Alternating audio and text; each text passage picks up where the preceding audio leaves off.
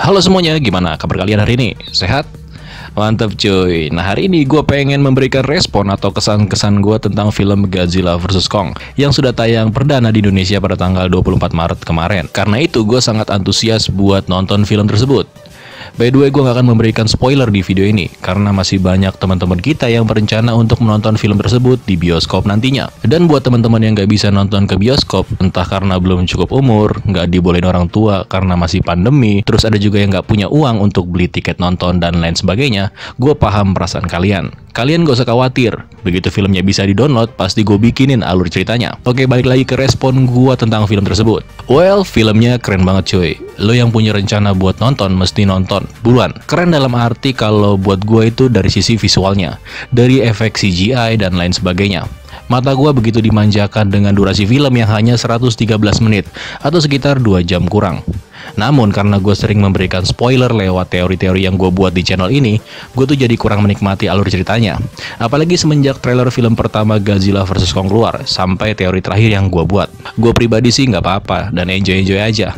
Karena masih banyak bagian dari film itu yang bikin gue cukup terkejut. Ada juga bagian yang ternyata sayang banget nggak dibuat di filmnya. Terus ada bagian dimana gue juga kecewa dengan endingnya. Meskipun seperti yang sebelumnya gue bilang, dari sisi visual gue suka banget, 100% keren banget.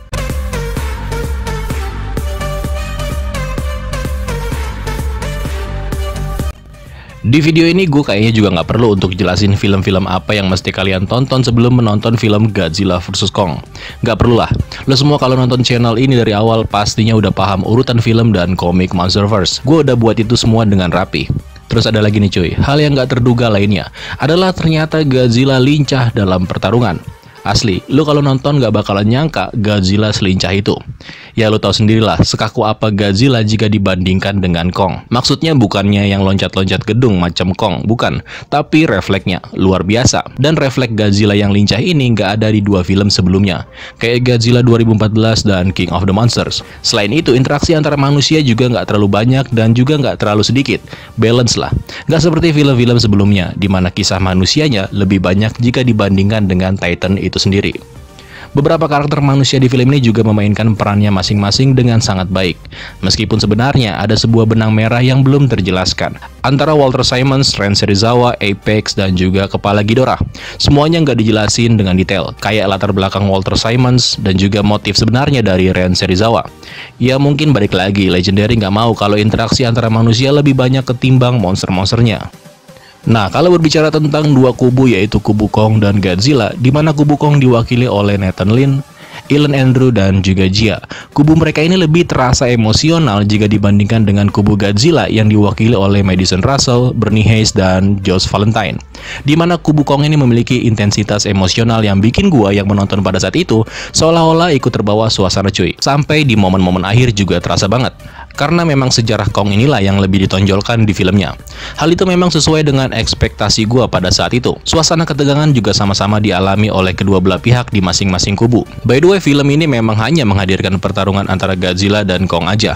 Hanya mereka, gak ada Titan-Titan lama yang muncul, kecuali Titan baru yaitu Warbird. Di luar itu nggak ada, apalagi Kamazot. Ngaco banget dah itu kalau yang bilang Kamazot muncul. Oke, balik lagi. Sekarang aku mau bahas Hollow Earth-nya nih. Dan Hollow Earth ini nggak akan berakhir di sini. Masih banyak yang bisa dieksplor di next movie nantinya. Beberapa interaksi manusia di film ini seakan-akan memberikan gambar kalau Hollow Earth memiliki segudang misteri. Baik itu sumber energinya, asal-usulnya, dan juga penghuni-penghuninya. Cukup masuk akal jika Hollow Earth akan digunakan kembali di film selanjutnya. So, kesimpulan terakhir gua untuk film ini adalah luar biasa. Alur ceritanya mudah dipahami meskipun banyak yang nanggung sebenarnya. Tapi untuk orang yang baru menikmati Monsterverse, pastinya nggak akan terlalu bingung dengan alurnya. Terus efek CGI, intensitas ketegangan, efek-efek kehancuran, ledakan, pokoknya yang berhubungan dengan mata kalian itu sih keren banget. Nggak ada obat cuy. Ini sih film monster terkeren menurut gua pribadi. Buat gua 2 jam masih kurang cuy. 4 jam aja masih kuat kok buat nonton. Dengan nilai 8,9 gua rasa cukup buat film ini. Ya meskipun dari IMDb film ini cukup bagus juga dengan mendapatkan rating 7,7 pas terakhir video ini dibuat, yang artinya jauh lebih baik jika dibandingkan 3 film Monsterverse sebelumnya. Gua harap dengan hasil bagus yang didapat oleh Monsterverse terutama dari segi pendapatan, maka kelanjutan dari film Monsterverse mungkin akan dilanjutkan kembali. Sampai sekarang belum ada pernyataan resmi dari pihak yang bersangkutan perihal kelanjutannya. Banyak nih yang tertipu dengan daftar susunan list film Monsterverse ini, dan masih ada aja yang percaya.